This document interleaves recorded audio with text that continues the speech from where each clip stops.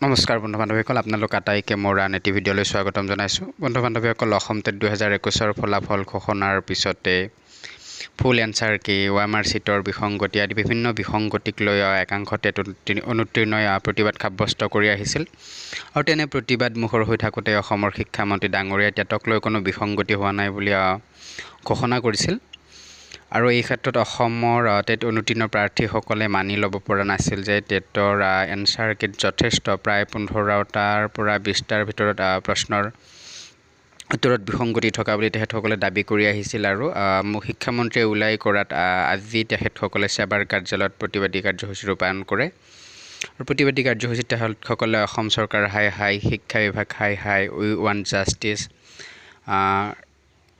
Assam TET 2021 বহি পুনৰীক্ষণ, ফলাফল পুনৰ ঘোষণা আদি বিষয় লৈ তেখেতসকলে প্ৰতিবাদী কাৰ্যসূচী হাতত লয়। আৰু এই ক্ষেত্ৰত অসমৰ শিক্ষা বিভাগ তথা অসমৰ মাননীয় শিক্ষামন্ত্ৰীয়ে পৰৱৰ্তী পৰ্যায়ত কি ঘোষণা কৰে সেয়া হ'ব লক্ষণীয়। আৰু প্ৰতিবাদী কাৰ্যসূচীত আচলতে কেনেকুৱা পৰিৱেশ হৈছে আপোনালোকক এই ভিডিঅ'টোৰ জৰিয়তে দেখাব বিচাৰিছোঁ।